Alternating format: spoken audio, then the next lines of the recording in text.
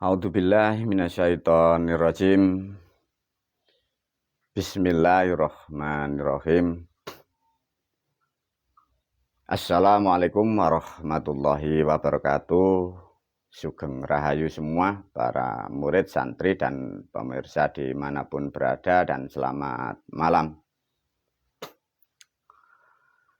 Alhamdulillahirrabbilalamin, pada malam hari ini guru memberi sesuatu hal lagi dengan dibuatnya video dengan judul ujian semester kedua. Ya, ini.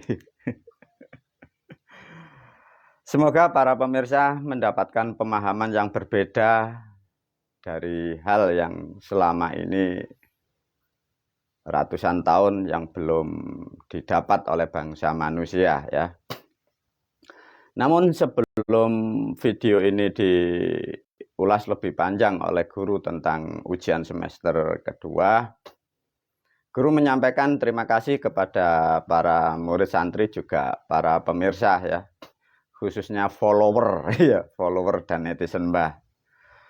Guru, saya pribadi mengucapkan sangat berterima kasih, sudah banyak para pemirsa yang sudah bisa memahami tentang hakikat kehidupan, sudah banyak yang memahami tentang Islam. Semoga apa yang aku bagikan melalui video ini mampu menuntun kehidupanmu menemukan titik jalan kebenaran, sehingga kehidupan para murid santri dan pemirsa sehingga lebih baik dibanding tahun-tahun kemarin. Untuk menyikapi politik dengan banyaknya ilmu, pengertian, dan pemahaman sejarah yang aku fahamkan untuk para pemirsa, aku selaku pembina, aku selaku guru berharap semoga kelak kalian yang mewarisi ilmuku, kalian akan menjadi ulama yang betul-betul mampu menopang suatu bangsa dan negara. Dengan banyaknya ilmu yang aku bagi melalui video ini, tumbuhlah ulama-ulama yang berkualitas, sehingga umat, bangsa, dan negaramu akan menjadi kuat dan damai dan bahagia. Itu yang sangat diharapkan oleh guru. Namun seperti biasanya, karena video ini guru dikhususkan memang untuk murid dan santri, dan juga bagi para pemirsa yang menginginkan suatu pemahaman baru atau yang menginginkan suatu kebenaran, ya. Dan untuk yang ketiga, memang video ini dikhususkan bagi manusia, ya, yang akalnya masih sehat, ya, yang hati nuraninya masih berfungsi, ya, ini.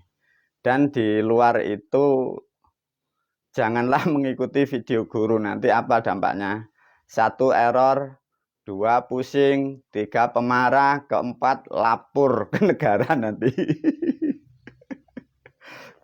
Ayo para murid, para santri, semoga ini nanti guru dapat 2 video atau 3, enggak ngerti, semoga minimal 2 video, ya. Seperti apa yang sudah disampaikan guru melalui videonya dimanapun, ya, ini juga terutama bagi murid yang diutamakan karena sudah terdidik. Sesuai dengan konteks, video ini diberi judul ujian semester kedua. Guru berjanji kemarin kalau ujian semester pertama bisa sedikit menjawab dengan tepat dan benar, kalian akan diangkat oleh guru menjadi ulama, dibikinkan tumpeng, ya. Tapi alhamdulillah jawaban maksimal 60-70% guru karo nganalisa, tapi itu sudah menjadi kebanggaan bagi bangsa dan kebanggaan bagi Islam, dan guru pun juga bangga kalian sudah mampu menyelesaikan pertanyaan seperti yang di video pertama. Para murid, para santri, dan pemirsa, untuk ujian semester kedua ini sebenarnya dibutuhkan beberapa aspek, ya. Tapi meskipun para pemirsa juga murid dan santri sedangkan kemarin tidak banyak belajar dimanapun, tapi toh kalau Anda mampu bisa menjawab, artinya pengertian pengetahuan Anda tentang kehidupan, tentang Islam, dan tentang sejarahnya Anda luar biasa. Karena sebenarnya pertanyaan 5 ini nanti, itu paling tidak satu kitab Al-Quran itu harus khatam ya. Jadi khatam itu termasuk nahwu dan shorof dan artinya ya. Itu seharusnya di situ. Yang kedua, seharusnya sebelum menjawab 5 ini harus paham namanya kitab Usuluddin, atau meskipun tidak banyak tentang kitab Usuluddin, minimal cukup. Jadi mempelajari Usuluddin itu sejarah yang benar ya, bukan sejarah yang katanya loh ya, nanti rawahul Bukhari ya, nanti kan ya repot juga. Dan seharusnya sedikit dimatangkan, sedikit aja mempunyai ilmu namanya ilmu falak ya. Jadi khatam Al-Qur'annya, mempunyai pemahaman ilmu Usuluddin dan sedikit memahami ilmu falak. Dan paling tidak minimal harus memahami ilmu dunung, seperti yang di video yang lain.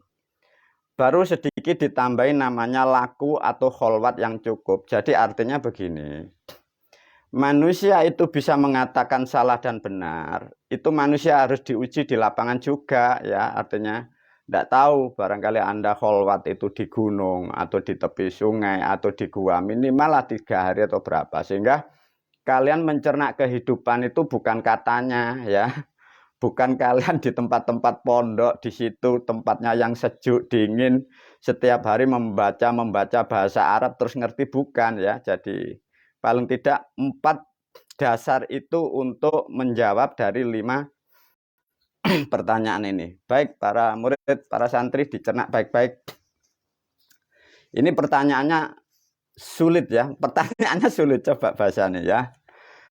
Pertanyaan yang pertama bagi para pemirsa, ukur kemampuan Anda. Mengapa kota kelahiran Nabi Muhammad disebut kota Mekah? Diulangi lagi ya. Mengapa kota kelahiran Nabi Muhammad disebut kota Mekah? Pertanyaannya unik. Maka sebelum menjawab ini, guru berpesan, menjawab pertanyaan itu ilmiah ya, bukan katanya rawahul Bukhari, Muslim, dan teman-teman dan kawan-kawan loh ya. Jadi rasional, bisa dinalar, bisa diterima, bisa dibawa ke ranah hukum ya. Diulangi kembali, mengapa kota kelahiran Nabi Muhammad disebut kota Mekah? Nah, 1. Yang kedua, pertanyaannya juga unik. Mengapa ibunya Nabi Muhammad itu namanya kok Siti Aminah ya? Kok tidak Bulik Yati gitu. Coba diingat-ingat ya. Mengapa ibunya bernama Siti Aminah ya? Yang ketiga, mengapa bapaknya Nabi Muhammad bernama Abdullah atau Abdillah? Ini kalau jawab rasional ya, bisa dibawa ke ranah hukum, ditinjau dari aspek keilmuan, harus tepat dan benar, tidak boleh katanya loh ya. Yang keempat, mengapa negara tempat kelahiran Nabi Muhammad disebut negara Arabia? Pertanyaannya mengapa loh ya, ini sulit. Yang kelima, kelahiran Nabi Muhammad Shallallahu Alaihi Wasallam bersama dengan peristiwa turunnya wahyu surat Fil. Pertanyaan yang terakhir, dengan kelahiran dan turunnya wahyu surat Fil, yang menerima surat Fil siapa ya? Yang menerima wahyunya siapa? Karena Kanjeng Nabi baru lahir procot ya. Keren ini nanti. Para murid, para santri, dan para pemirsa dimanapun berada, dari 5 pertanyaan ini dirangkai dengan semester yang pertama, ini semester kedua. Siapapun kalian yang mampu menjawab dan menerangkan dengan tepat dan benar dan ilmiah, minimal makom derajatmu bisa disebut bibit-bibitnya ulama, bibit-bibitnya manusia yang kelak kalian bisa disebutlah ahli surga. Paling tidak kalau Anda bisa sedikit memahami dari semester pertama dan kedua atau menjawab dengan tepat dan benar, pahami betul-betul. Minimal setelah menjawab, Anda akan mendapatkan rahmat. Minimal dari kesehatan Anda bisa berubah lebih baik. Barangkali kemarin yang pikiran padat Anda akan terlonggarkan. Barangkali kemarin yang rezekimu agak serat, kalian akan lebih terbuka. Mengapa guru? Karena dengan pertanyaan yang aku sampaikan ini membuka cakrawala yang 1400 tahun kodrat manusia tertutup otaknya, tertutup rahmatnya. Sehingga melalui video ini semoga kalian pandai-pandai menjawab dengan benar. Meskipun tidak benar, belajarlah untuk menjawab sesuai kemampuan. Tapi harus rasional ya, jangan katanya loh. Nah, untuk dijawab boleh dilewatkan kolom komentar, bisa di YouTube Janur Kuning Channel, bisa di Mirik Santri Loka, juga bisa di Facebook Guru. Para pemirsa, semoga 5 pertanyaan ini mampu Anda jawab dengan tepat dan benar. Dan sebagai nasihat melalui video ini, tatkala semester 1 dan 2 ini bisa dijawab dengan tepat dan benar, ini nanti sebagai minimal syarat menjadi ulama Islam di negara Republik Indonesia. Kalau 1 semester gagal, 2 semester apalagi gagal, manusia itu tidak bisa disebut ulama. Orang-orang seperti itu adalah orang-orang pembual yang merugikan negara, yang merugikan umatnya, yang merugikan rakyat. Semoga dengan sedikit memahami ini bermanfaatlah terutama kepada bangsa dan negara. Semoga dari video ini nanti diulas dari video yang kedua tentang surat Fil. Semoga bermanfaat. Wabillahi taufiq walhidayah. Waridho walinayah. Assalamualaikum warahmatullahi wabarakatuh.